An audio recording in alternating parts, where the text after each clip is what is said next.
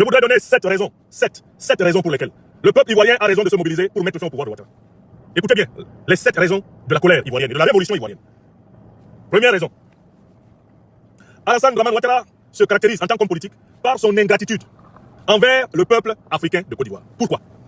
Apparu en 1989 dans la classe politique de ce pays à laquelle il n'appartenait pas, après avoir émergé dans ce monde au Burkina Faso, fait ses études au Burkina Faso, anciennement Haute-Volta, par la suite, grâce à une bourse voltaïque, fait ses études aux États-Unis, commencé sa carrière au FMI à la Banque mondiale, et après sa cooptation par le néocolonialisme français à la Banque de France, comme sous-fifre à la BCAO, M. Alassane Dramane Ouattara n'avait aucun titre à exercer les plus hautes fonctions de l'État de Côte d'Ivoire, si ce n'est le hasard des circonstances et la courtisanerie de sa concubine d'alors, Dominique Folorou Nouvian, qui deviendra Ouattara en 91. Eh bien, c'est grâce à cela que cet homme fut présenté au président Houphouët-Boigny comme étant un technocrate qui serait capable d'équilibrer l'économie ivoirienne au regard de sa connaissance de la finance internationale et de sa participation aux institutions, et bien de la domination impérialiste néolibérale internationale, le FMI, la Banque mondiale et la Banque de France. Alassane Ouattara est entré en Côte d'Ivoire par césarienne, sur recommandation. Il n'est pas entré en Côte d'Ivoire par la voie naturelle. Premier point. Deuxième point, pourquoi il ne faut pas qu'Alassane Ouattara continue à capturer ce pays? Eh bien parce qu'au lieu d'être reconnaissant envers la Côte d'Ivoire, Alassane Ouattara l'a essentiellement troublé, perturbé, défiguré. Alassane Dramane Ouattara l'a déstabilisé de manière constante, de 1989 jusqu'à aujourd'hui. Voici les grandes étapes de la déstabilisation de la Côte d'Ivoire par Ouattara. Quand il arrive, il se met à privatiser à outrance l'économie ivoirienne, pour ses amis occidentaux, français notamment. Et il participe à la plus grande arnaque du siècle, puisqu'il va s'enrichir grâce aux rétrocommissions des privatisations. Déstabilisation économique. Alassane Dramane Ouattara est le déstabilisateur de la paix, de la fraternité, de la solidarité des peuples ouest-africains. C'est lui qui crée la carte de séjour des étrangers en Côte d'Ivoire. Il le fait exprès, parce qu'il sait que les Ivoiriens du Nord ont des patronymes qui sont semblables à ceux des Maliens, des Guinéens, des Burkinabés, des Sénégalais. Et il sait que cette histoire de carte de séjour va provoquer un amalgame entre les ressortissants du pays, les Ivoiriens, et leurs frères de la sous-région. Et une fois que cet amalgame commence, sous la forme de contrôle aux faciès et aux patronymes, Alassane Ouattara pose son troisième acte de déstabilisation de la Côte d'Ivoire. Cet acte va consister à créer la charte du Nord, dans laquelle il se présente comme le défenseur des Ivoiriens du Nord qui se sentent confondus grâce au mécanisme de la carte de séjour créé par Ouattara avec leurs frères du Mali, du Sénégal, de la Guinée, du Burkina Faso, etc. Alassane Ouattara ne s'arrête pas là. C'est lui qui mène l'une des plus féroces répressions de l'opposition politique en Côte d'Ivoire, sous le régime de Félix Houphouët-Boigny, en 1992. Et en 1991, il est le premier ministre qui va organiser la plus féroce répression du mouvement estudiantin. C'est Ouattara. On continue. En 1993, il va tenter un coup d'État. Il va tenter de violer l'article 11 de la Constitution, qui prévoit qu'en cas d'intérim de la présidence de la République, en cas de décès du président de la République, de vacance du pouvoir du président de la République, ce soit le président de l'Assemblée nationale qui assure l'intérim. Alassane Ouattara contacte le général Robert Gueye, chef de l'armée. Il contacte celui qui était alors président du Conseil économique et social, Philippe Grégoire Yassé, pour que ceux-ci s'associent avec lui. Il contacte le secrétaire général du PDCI d'alors, père son âme, le ministre Laurent Dona Fologo, pour leur demander de s'associer à lui, afin que lui, il usurpe le pouvoir, qu'il viole la Constitution pour devenir président de la République. Heureusement, le chef de l'armée d'alors, Gueye, refuse d'obéir à Ouattara. Le secrétaire général du PDCRDA, Laurent Dona Fologo, refuse d'obéir à Ouattara, son coup d'État échoue et part en exil. Il va tenter en 1995, à travers le Front républicain, lui, de faire un coup d'État. Mais il laisse le sale boulot, bien sûr, à Laurent Gbagbo, qui lui pense faire une mobilisation populaire, alors qu'Alassane Ouattara, lui, envisage d'utiliser cette mobilisation pour un coup d'État. En 1999, après avoir annoncé plusieurs fois dans la presse qu'il va frapper le pouvoir Bédié, qu'il va frapper ce régime tombera, Alassane Ouattara perpètre le coup d'État du 24 décembre. Ce sont ses partisans qui font ce coup d'État et qui déguisent le coup d'État derrière le général Gueye. Ouattara revient et il dit "This is not a coup d'État, this is a revolution." Dans son anglais transparent, inimitable. Ceci n'est pas un coup d'État, c'est une révolution. Il félicite le général Robert Gueye en espérant que le général Robert Gueye ait pris le pouvoir pour le lui donner sur un plateau en or. Erreur. Le général Gueye a pris plaisir au pouvoir. Il modifie la Constitution, il introduit un article 35 fait pour exclure Ouattara, puisque cet article interdit à celui qui va être président de la République d'avoir jamais bénéficié d'une autre nationalité. Or, Alassane Ouattara, c'est de notoriété, est un citoyen voltaïque de naissance. Et donc, il lui est impossible d'échapper au couperet de l'article 35. Voilà comment Alassane Ouattara va tenter de faire assassiner le général Gueye par le complot du cheval blanc en septembre 2000. Il échoue. Le général Gueye, à son tour, échoue face au candidat Laurent Gbagbo, de l'opposition du FPI, qui remporte l'élection présidentielle dans des conditions qu'il a lui-même dites calamiteuses. Certes, mais c'est lui qui a battu Gueye. Gueye tombe et Alassane Ouattara veut profiter de la chute de Gueye pour reprendre le pouvoir que Gbagbo a arraché à Gueye dans les urnes et par la mobilisation militaro-civile. Affrontement. Cela va provoquer le fameux charnier de Yopougon. En janvier 2001, Alassane Ouattara récidive. Ce sont ses partisans qui mènent le complot de la Mercedes noire. En septembre 2002, c'est pour Alassane Ouattara. Le président Guillaume Soro l'a dit que le coup d'État est fait à partir du Burkina Faso. Le même Alassane Ouattara se retrouve au cœur de la crise ivoirienne en 2010-2011. Il n'écoute pas le premier verdict du Conseil constitutionnel. Il préfère écouter la Commission électorale indépendante, l'ONUCI et la France, qui le donne vainqueur. Au lieu de sauver la vie, il préfère prendre le pouvoir par la guerre. C'est le même Alassane Dramane Ouattara qui trompe en 2015 le président Bédié. Le 17 septembre 2014, le président Bédié lance l'appel de Daoukro. Il demande à son parti, le PDCRDA, de soutenir la candidature de Ouattara comme candidat unique du RHDP en 2015, en échange d'une rétrocession de la candidature au PDCRDA en 2020. Alassane Ouattara publiquement applaudit. En privé, Ouattara me dira "J'ai applaudi parce que c'était dans l'air du temps. Je ne lui ai rien promis au président Bédié." Alassane Ouattara confisque à partir de 2015 le pouvoir d'État. En 2020, il veille à éliminer tous les candidats de nature à le battre. Par solidarité envers les candidats exclus, le président Bédié refuse de participer à la mascarade. Alassane Ouattara massacre les Ivoiriens. Il coupe la tête en Nguessan Kouakou Toussaint à Daoukro en novembre 2020. C'est cet Alassane Dramane Ouattara, usurpateur devant l'Éternel, qui, en violation des articles 55 et 183 de la Constitution de 2016, prétend maintenant faire un quatrième mandat, alors que le troisième était déjà anticonstitutionnel. C'est-à-dire que quelle que soit la manière de résumer l'histoire politique d'Alassane Dramane Ouattara, vous voyez que tous les actes fondamentaux d'Alassane Ouattara en politique correspondent au moment de souffrance des Ivoiriens, ces 30 dernières années. Vous prenez à partir de 89-90, toutes les souffrances des Ivoiriens, Ouattara est derrière.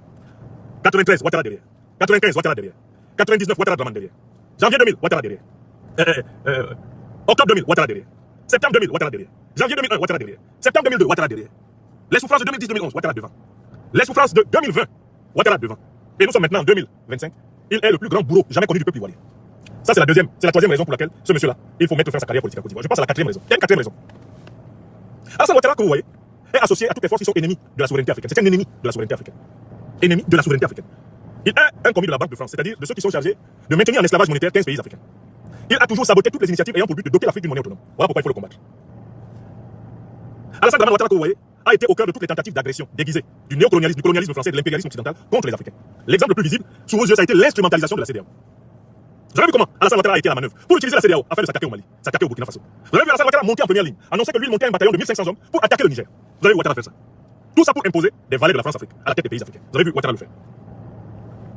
Donc en fait, la sous-région et toute l'Afrique ont intérêt à ce que ce monsieur tombe. Parce que tant qu'il ne tombe pas, nous ne pourrons pas bénéficier de toute l'énergie positive du peuple de Côte d'Ivoire dans le processus d'émancipation de toute l'Afrique de l'Ouest. La chute de Ouattara est un moment essentiel de la libération de l'Afrique. Comme celle de Paul Biya en Afrique centrale. Comme celle des dictateurs en Afrique centrale. Leur chute là sera un moment fondamental de la libération de l'Afrique. Et ça, c'est une troisième raison. Je passe à la quatrième raison. Alors Alassane Ouattara doit être débarqué du pouvoir.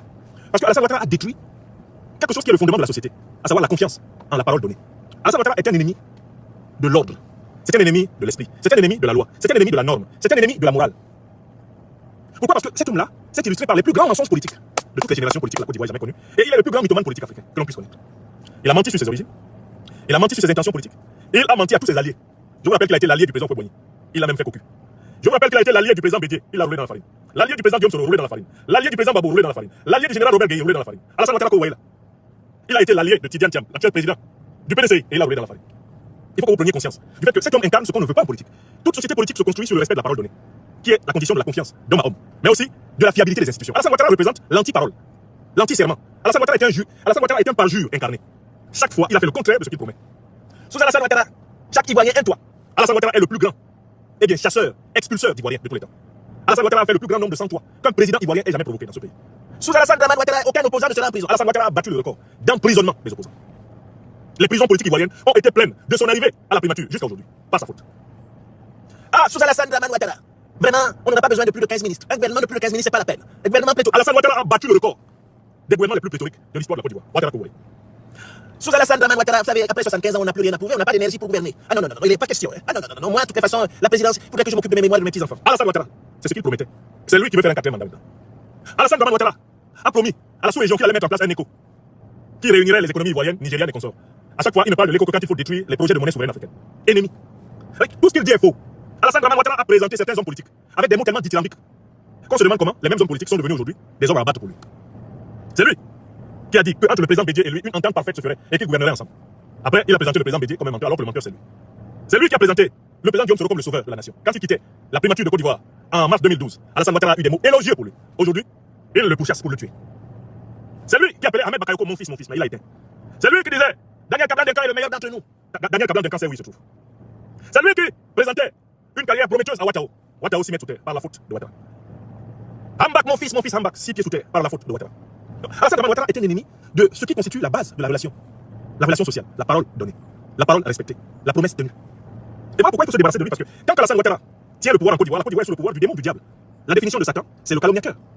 Shaitan, c'est celui qui vit du mensonge, c'est le père du mensonge. Laisser un tel type diriger le pays, c'est laisser le pays sous le pouvoir de Satan.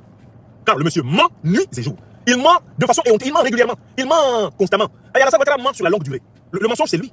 Alassane Ouattara et le mensonge se sont mariés et ils sont devenus un. C'est la même chair que celle de Satan. Oui. Je passe à la cinquième raison pour laquelle il faut combattre Alassane Ouattara. Mais il faut combattre Alassane Ouattara parce que contrairement aux apparences, le gros du peuple de Côte d'Ivoire est dans la misère. Les gens voient les grands travaux initiés par Alassane Ouattara avec des crédits que lui Ouattara ne doit pas rembourser et dans lesquels lui et son oligarchie de voleurs ont des rétrocommissions. Ce que les gens ne voient pas, c'est l'arrière-pays où vivent la majorité des Ivoiriens et qui croupissent dans la misère. Les gens ne voient pas. Quand ils se contentent de la propagande d'Abidjan, les filles et fils de paysans qui ne sont pas allés à l'école, qui sont obligés d'aller travailler dans les champs. Les gens ne voient pas. Les étudiantes et étudiants qui reçoivent des diplômes qui ne correspondent à rien sur le marché du travail. Les gens ne voient pas. Tout le système universitaire ivoirien s'effondrant sous la massification. Les étudiants faisant leurs besoins en plein air, dans des campus bondés. Les gens ne voient pas. Les gens ne voient pas l'effondrement de la famille, sous le poids de la misère quotidienne, de l'incapacité des parents d'assurer aux enfants des conditions de vie viables. L'ampleur de la prostitution et de la drogue dans la jeunesse. Les gens ne voient pas. Quand ils écoutent la propagande de la vitrine, du tombeau blanchi d'Abidjan. Les gens ne voient pas les familles jetées à la rue, qui dorment sur les dalles de cimetière. Les gens ne voient pas des peuples ivoiriens spoliés de leurs terres par la boulimie foncière des Ouattara. Les gens ne voient pas. Les gens ne veulent pas voir. Les diasporas ivoiriennes remplies de souffreteux, dont beaucoup meurent en traversant le Sahara, en se noyant dans la Méditerranée. Les gens ne veulent pas voir. Les gens ne voient pas. Une population à 70-90% livrée au chômage et obligée de vivre de la débrouillardise, selon les chiffres de la Banque africaine de développement. Une dette publique qui explose, dont Ouattara ne remboursera rien et dans laquelle il se fait plein les poches. Il s'en met plein les poches. Il faut voir tout cela, cette misère-là. On ne peut pas laisser M. Ouattara continuer de conduire la Côte d'Ivoire vers le fond, au fond de la catastrophe. Sixième raison. Alassane Dramane Ouattara est une pièce maîtresse du terrorisme qui frappe l'Afrique. Parce qu'il est allié des puissances qui ont créé les organisations terroristes, à savoir les puissances de l'OTAN. Il a fait de la Côte d'Ivoire une base arrière des puissances de l'OTAN. Or, l'OTAN, c'est l'organisation qui parraine Al-Qaïda et l'État islamique. C'est l'organisation qui parraine les grandes puissances occidentales afin que l'Afrique soit en instabilité permanente et qu'il soit ainsi aisé de continuer à piller l'or, le pétrole, le marché. Alassane Ouattara, c'était un grand chef terroriste. Et le peuple ivoirien ne peut pas continuer à laisser au palais présidentiel un grand chef terroriste, sans malheureusement servir la cause du suicide collectif des Africains. Aujourd'hui, la Côte d'Ivoire est sous le commandement militaire de l'OTAN. Les officiers de l'OTAN siègent à l'état-major de l'armée ivoirienne. Or, c'est l'OTAN qui a détruit la Libye, qui a assassiné Kadhafi. C'est l'OTAN qui a armé Al-Qaïda et l'État islamique pour attaquer le Sahel. Et Alassane Ouattara est leur pion. Il est le pion du néocolonialisme français, qui fait semblant d'avoir fermé ses bases militaires ivoiriennes, sénégalaises, mais qui a reconverti son personnel en mercenaires dans les compagnies militaires privées, conformément au plan qui a été publiquement annoncé par de nombreux généraux et chefs d'état-major français. Donc Alassane Ouattara là, et ça c'est une sixième raison extrêmement importante, Alassane Ouattara est un agent du terrorisme international anti-africain. Il doit être traité comme tel et combattu comme tel. Enfin, il y a une septième raison pour laquelle il faut combattre Ouattara. Il faut combattre Ouattara parce que Alassane Ouattara est déterminé à détruire la révolution africaine de l'AES. Alassane Ouattara est déterminé à éliminer les présidents Goïta, Traoré et Tiani. Il en a fait la promesse à ses maîtres occidentaux. Il y travaille. Et il y a une qualité qu'on doit reconnaître à Ouattara dans sa méchanceté. La qualité qu'Alassane Ouattara possède dans sa méchanceté, c'est qu'il est discipliné et rigoureux dans sa méchanceté. C'est important que vous sachiez que vous pouvez changer d'avis sur Ouattara. Parce qu'il a réussi à vous flatter. Mais lui ne change jamais d'avis sur vous quand il a décidé d'avoir votre peau. Je recommence. Alassane Ouattara est discipliné dans la méchanceté. Il a décidé d'éliminer les présidents Tiani, Goïta et Traoré. Il l'a promis à ses maîtres. Écrivez ce que je vous dis. Il peut de temps en temps, par des délégations diplomatiques, en déplaçant tel ou tel de ses ministres, par des petits sourires, par des petites souplesses, donner l'impression d'avoir pris acte de l'existence de l'AES. Mais il faut que vous sachiez qu'Alassane Ouattara, dans son naturel profond, dans sa quintessence, Alassane Ouattara, dans son fort intérieur, continuera sans fin d'élaborer des complots pour éliminer, dans l'ordre, le capitaine Ibrahim Traoré, le général d'armée Assimi Goïta et le général d'armée Abdourahmane Tiani. Cela, il l'a promis à ses maîtres. Et Alassane Ouattara tient toujours sa parole en matière d'opérations négatives. C'est un diable discipliné, un diable rigoureux. À partir du moment où Alassane Ouattara veut l'élimination des leaders de la révolution africaine, mais la révolution africaine doit se battre pour que Ouattara perde le pouvoir. La perte du pouvoir par Ouattara est vitale. Pas seulement pour la Côte d'Ivoire, c'est vital pour l'Alliance des États du Sahel. C'est vital pour l'Afrique de l'Ouest. C'est vital pour l'Afrique qu'il tombe. Car si Ouattara tombe, c'est l'un des éléments du précaré de la France-Afrique qui va sauter. Il restera l'élément sénégalais, l'élément djiboutien et l'élément gabonais. Et dans ces conditions, il n'y aura plus de précaré et bien néocolonial français en Afrique. La chute de Ouattara est donc nécessaire. Et la mobilisation du peuple de Côte d'Ivoire est légitime. Voilà les raisons. Voilà les raisons pour lesquelles il était hors de question que je laisse passer cette journée sans apporter ma modeste contribution à la mobilisation révolutionnaire du peuple ivoirien. Mais je conclue en disant, ce que le peuple ivoirien est en train de montrer, c'est cela que nous, peuple camerounais, dans mon pays natal, le Cameroun, nous devons montrer. Nous devons montrer que les souverains, c'est nous les peuples. Les peuples africains sont plus forts que les tyrans. Nous devons sortir partout où cela est nécessaire, par millions, pour donner la preuve au monde que nous savons que le souverain, c'est le peuple et non pas le tyran. La chute d'Alassane Dramane Ouattara, comme la chute de Paul Biya, ce sont des chutes qui annonceront et accéléreront les chutes de tous leurs homologues en Afrique de l'Ouest et en Afrique centrale, leurs homologues dictateurs.